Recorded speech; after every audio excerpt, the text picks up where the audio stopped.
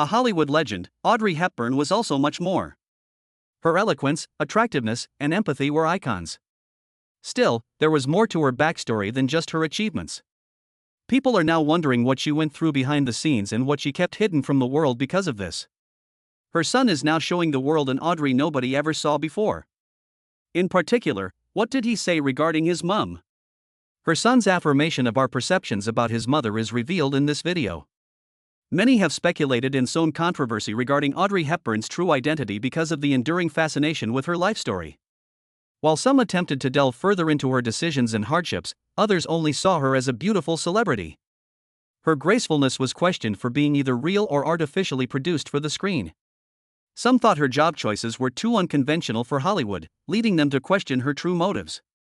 You have to start at the beginning if you want to know why Audrey Hepburn became the way she was. The events surrounding her birth and the first few years of her life. What, then, were the formative experiences of her youth? Many more disclosures are on the way. Keep an eye out for more updates. The legendary Audrey Hepburn came into this world in Brussels, Belgium on May 4, 1929. She was born Audrey Kathleen Ruston, but she took the surname Hepburn from her father. Her parents were Joseph, a banker from Britain, and Ella, a baroness from the Netherlands. Due to her mixed Dutch and British ancestry, Audrey had a life of luxury. Despite appearances, her life was far from solid. The union of her parents was anything but blissful. Plus, Audrey's father left the family when she was just 6 years old. This abrupt separation affected her profoundly, leaving an emotional scar that she never fully healed from. According to Audrey, one of the worst things that happened to her when her dad left was when she was a little girl. Many of her relationships in later years appeared to be impacted by her ingrained feelings of insecurity and abandonment anxiety, which were fashioned by this. The breakup devastated Audrey's mother, and the strain on their once comfortable lives became apparent. The home must have been burdened as Audrey frequently watched her mother's emotional issues and their financial security began to erode. Ella relocated her family to the Netherlands in 1939, just as the world was bracing itself for the second great shock of the 20th century, the outbreak of World War II.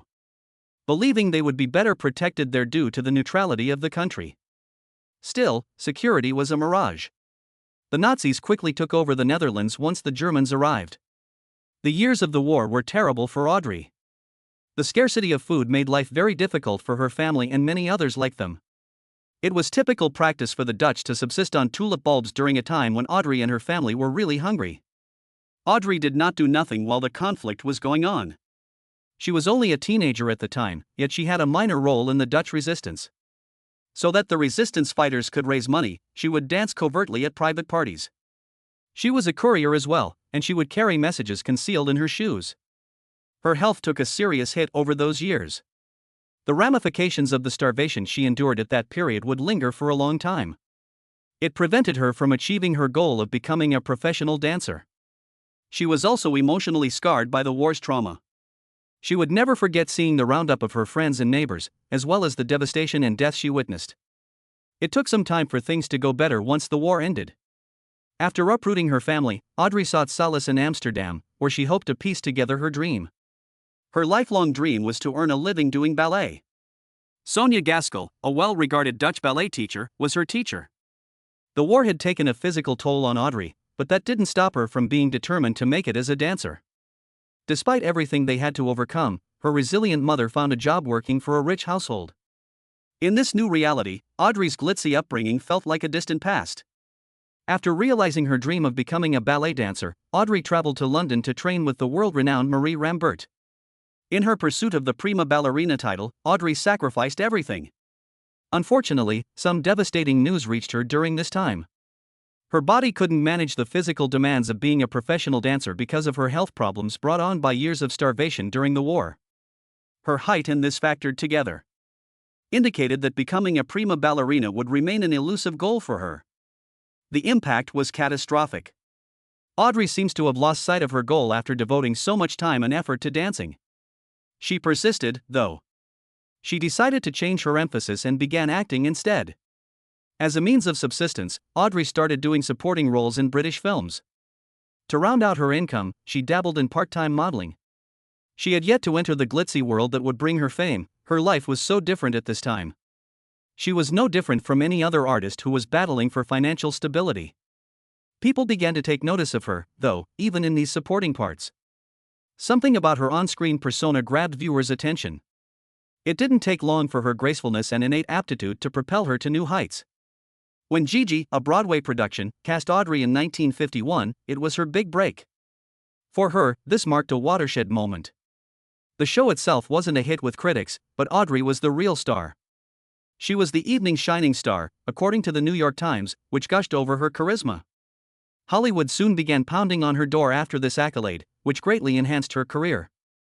She was on the up and up, and the world was about to see her superstardom in her next major role. Roman Holiday, a film that would alter Audrey's life irrevocably, cast her in the starring role in 1953. She portrayed the role of Princess Anne, a member of the royal family who, in an adventure with an American journalist, Greg Peck, flees from her duties.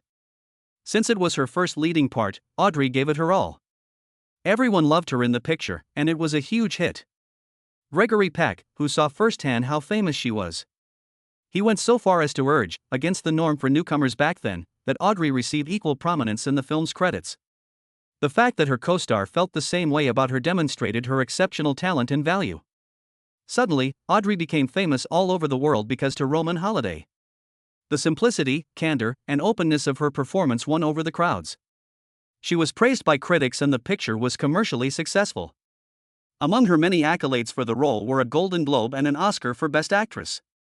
At this point, Audrey Hepburn solidified her position as one of the most beloved actresses in Hollywood. Breakfast at Tiffany's, in which she played Holly Golightly in 1961, was her next big role. She had a legendary performance in this part. Audrey had never played a role like Holly before. Though she exuded an air of effortless elegance, she was also profoundly lonely. The opening sequence stands out as a pivotal moment in the film. Standing in front of Tiffany's, Audrey's character eats a pastry while dressed in a small black dress and adorned with pearls. One of the most iconic wardrobe choices ever made in film was the little black dress. One of the high points of Audrey Hepburn's career was her portrayal as Daisy in Breakfast at Tiffany's. She had already been a beloved actress, but this part catapulted her to even greater heights. Audrey brought an unexpected combination of charisma, wit, and vulnerability to the role of Holly Golightly, a complicated and unorthodox character from Truman Capote's novella. When it came to Holly, there were no simple answers. Glamorous yet delicate, she was free-spirited yet bewildered. A lot of the nuances were conveyed by Audrey's performance, which made Holly more approachable to the audience. Her genius was immediately recognized by critics. Even though she didn't take home the Oscar, her performance was so powerful that she was nominated for the award on its own. Both Time and the Chicago Tribune lauded her performance as Holly, noting that she successfully brought the character's paradoxes to life. The ostentation was secondary. The complexity of Audrey's Holly made an emotional connection with the audience. Reviewers remarked on how she acted as the film's protagonist, elevating Holly from a potentially shallow character to one that is endearing and relatable with her combination of sweetness and silliness. The role that Audrey had in making Holly Golightly a cultural icon is substantial. People all over the globe could relate to this independent yet lonely woman, therefore her impact went well beyond the film. Audrey brought Holly's serious and playful sides to life, making the character enduring. Actress Audrey's range was on full display in the part. She could swing between comedy and drama with ease, demonstrating her versatility as an actress. She became famous in Hollywood thanks to her talent. There is yet more to be revealed. Be vigilant. The world took note of Audrey's unique sense of style. The widespread acclaim for her impeccable taste in clothing led to her 1961 induction into the International Best Dressed Hall of Fame. Even after all these years, her legacy lives on as an inspiration to famous people and fashion designers. Actresses Natalie Portman and Taylor Swift are among those who have frequently said that Audrey has inspired their personal style. Her style has been an inspiration for even contemporary clothing brands. Shops such as Barney's have launched collections that honor her classic style. Although Audrey's professional life was thriving, her personal life was in a far more precarious state. They met on Broadway in Undine, and in 1954 she wed actor Mel Ferrer. They had obvious chemistry on stage and quickly became romantically involved. Having said that, they did not always have an easy marriage. Audrey went through a number of devastating miscarriages while they were together. The emotional wounds from her 4 child losses in 1955, 1959, 1965, and 1967 are still visible today. In spite of everything, Audrey's heart overflowed with joy in 1960 when the couple had their son, Sean Hepburn Ferrer. However, marital tensions were visible behind the scenes. The rumors about Ferrer being possessive and disloyal continued, despite Audrey's repeated claims that they were happy. It was also rumored, but never confirmed, that Audrey had an affair with stars William Holden and Robert Anderson. A turbulent chapter in Audrey's life came to a close in 1968 with the dissolution of her marriage to Ferrer, which had endured 14 years of conflict. Audrey wed Italian physician Andrea Ditti in 1969, not long after her divorce from Ferrer. At first glance, the couple appeared happy, and in 1970, they welcomed a son, Luca. But there were problems in the marriage as well. They ended their marriage in 1982 when Ditti's adultery caused strain. The emotional turmoil of a failed marriage was something Audrey had to deal with again. Despite the difficulties of her second marriage, Dutch actor Robert Wolders brought Audrey enduring satisfaction. Audrey was still married to Ditti when they met in 1980. Their friendship quickly blossomed into something more serious. Over 10 years passed with Robert and Audrey completely entwined. This relationship, in contrast to her past ones, was based on honesty and similar ideals. It was common for Audrey to call Robert her partner. Even though they never tied the knot, she thought their unspoken bond was all the more meaningful because of it. Robert provided Audrey with the emotional security that her earlier marriages had failed to provide. Robert was there for Audrey through thick and thin, encouraging her in her relationships and her increasing dedication to charity work during their many years of marriage. The significance of Robert's position in Audrey's latter years became apparent, and she frequently commented about how much she valued their friendship. Despite the ups and downs in her personal life, Audrey's impact on the fashion industry never wavered. Her public persona was further shaped by her partnership with Givenchy. Fashionistas looked up to her in every Givenchy-designed garment. Audrey always radiated ease and sophistication, whether she was dressed formally, as in Breakfast at Tiffany's, or casually. She became known for her ballet flats, modest dresses, and minimalist accessories, which are still popular today. Sandra Bullock, Natalie Portman, and countless other contemporary celebrities have said that Audrey was an enormous style icon for them. Her impact will live on in the fashion industry because she prioritized quality, simplicity, and elegance over fleeting trends. The media of today frequently makes allusions to Audrey's style. As a result, her impeccable taste has served as an inspiration to countless young fashionistas.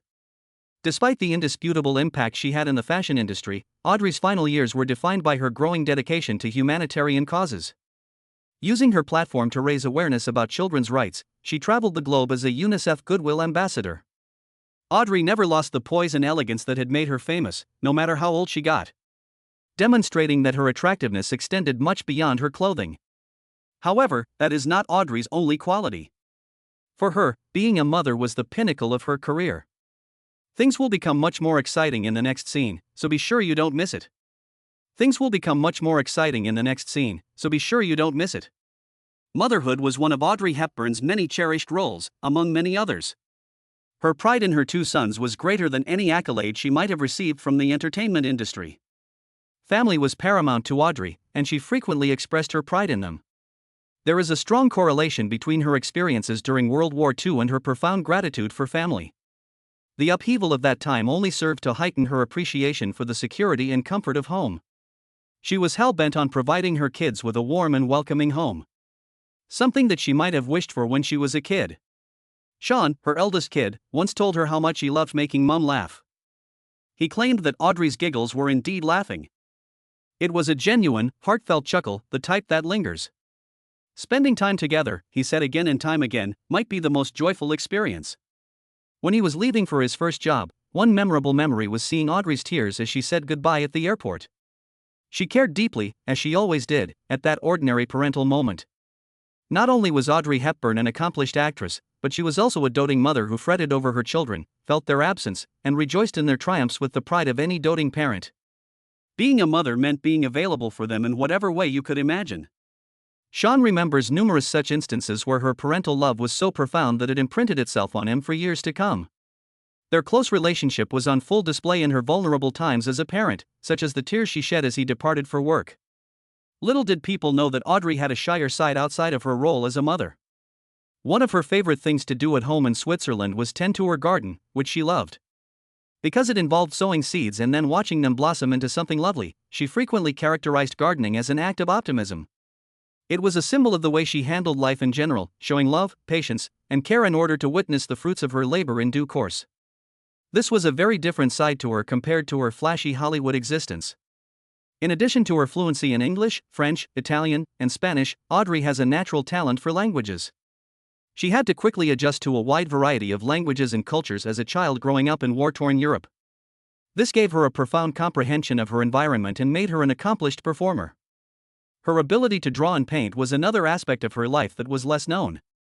She frequently gifted her loved ones with her charming little drawings, which she took great pleasure in doing. She didn't do it for show. It was just a quiet passion that she enjoyed in her own time. Another avid reader was Audrey. Books of every imaginable subject adorned her home. Books were always there for her, whether she needed solace or motivation. She was graceful and beautiful, but she also had a playful side. Her colleagues on site would frequently gush about her hilarious sense of humor. She could make everyone laugh and smile just by saying anything funny, alleviating the discomfort of even the most trying circumstances. However, acting and motherhood weren't the only aspects of Audrey's existence. She became a UNICEF Goodwill Ambassador in 1989 because she was deeply committed to assisting others.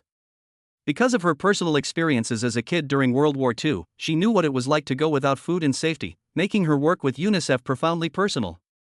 This role was especially meaningful to her. When Audrey saw that children were suffering in other nations, she went there.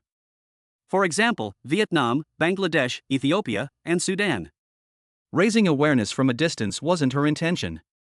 She wished she could be there to witness the kids' daily lives and meet them. Despite the dangers, she persisted with these journeys. She went to a very risky and famine-stricken Somalia in 1992 on one of her most renowned trips. But she felt the effort was worthwhile. A strong personal connection, she said time and time again, was what drew her to UNICEF, not merely because it was a worthy cause. Her advocacy took on a deeper meaning because she had been one of the children who received post-war relief from UNICEF. Sadly, Audrey's health started to deteriorate about this time. She began to suffer from excruciating agony in 1992, following her return from a trip to Somalia. After much testing, doctors determined that she had pseudomyxoma peritoneum, an extremely rare type of cancer. The news was terrible, but Audrey continued to carry herself with the same poise she always had. The cancer has already progressed too far for the surgery to be successful in removing it. Nonetheless, Audrey diverted her attention from her condition to other people. During this time, she deeply regretted that she couldn't carry on her job with UNICEF. She continued to encourage and uplift others even in her last days, putting their needs before her own. Robert Wolders, her partner, frequently gushed about Audrey's courage during this time. Although she had no fear of dying, she was terrified of being in agony. Still, she remained courageous throughout her ordeal with this horrific disease. Her love and strength, which she had always shown, were evident, particularly towards her family. Audrey wanted to spend Christmas at her Swiss house one last time. She was able to get her dream granted because of her supportive friends, including the renowned designer Hubert de Givenchy. They had a private plane take her there, and the pilot was careful not to strain her already weak body by descending carefully. The people she cared about most were waiting for her at home: Sean and Luca, her kids, and other relatives and friends. Audrey wasn't concerned with her own well-being, no matter how frail she felt. She persisted in finding methods to help others, even going so far as to offer her loved ones winter coats as gifts, instructing them to remember her every time they wore them. She proclaimed this Christmas to be the most exquisite one she had ever witnessed. She was at peace and satisfied in her last days, since it was a last meeting of the individuals who meant the most to her. At the age of 63, Audrey died quietly on January 20, 1993. Sean, her son, ensured that her legacy would continue even after she passed away. In celebration of her many accomplishments as an actor, a mother, and a humanitarian, he penned the book Audrey Hepburn, An Elegant Spirit. Someone whose presence had a profound impact on everyone in her vicinity.